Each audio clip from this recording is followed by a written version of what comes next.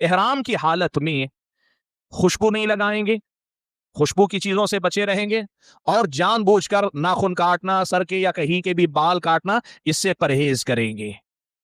साथ में अल्लाह तबारक व तआला की इबादत के मकसद से तलबिया कहते रहेंगे, तलबिया पढ़ते रहेंगे।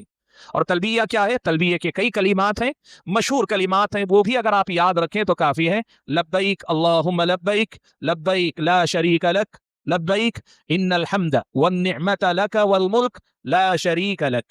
ये जो तलबिया के कलिमात जो मशहूर हैं, आसान है ये, इसके अलावा भी सहाबा से कुछ और भी तलबिया है। अगर आप में से रगबत रखने वाले अहबाब हैं तो जो हज की मसनून तरीके की जो किताबचे हैं उनमें आपको मजीद जो है तलबिया के कलिमात मिल जाएंगे, आप कह सकते हैं। ये तलबिया मर्द हजरात बुलंद आवाज से कहेंगे, जितना आप बोल सकते हैं उतना बुलंद आवाज से बोलेंगे, लेकिन चीखना नहीं है, चीखना नहीं है। आवाज जैसे बिलजुल के आप भी बोल रहे हैं, वो भी बोल रहे हैं, और इज्तिमाई शक्ल में बोलना नहीं, हर आदमी अपना अपना तलबिया बोलता रहे।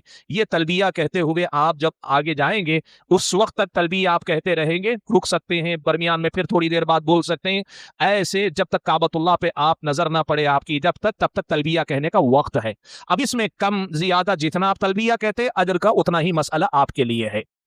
यह है एहराम के जिसके नतीजे में आप पाबंदी में दाखिल होते हैं, मियाँ बीवी वाला रिश्ता उससे रुके रहेंगे, दूसरे नंबर पर खुशबू के इस्तेमाल से बचे रहेंगे, तीसरे नंबर पर आप हालत एहराम में बाल या नाखून वगैरह काटने से जानबूझकर परहेज करेंगे। रहा कोई बाल खुद ही निकल गया या कोई नाखून कट के आ गया, आपने उसको तोड़ के फेंक दिया, जायज है, कोई हरज की बात नहीं, इस्लामी शरीयत में इस बात की वुसअत और गुंजाइश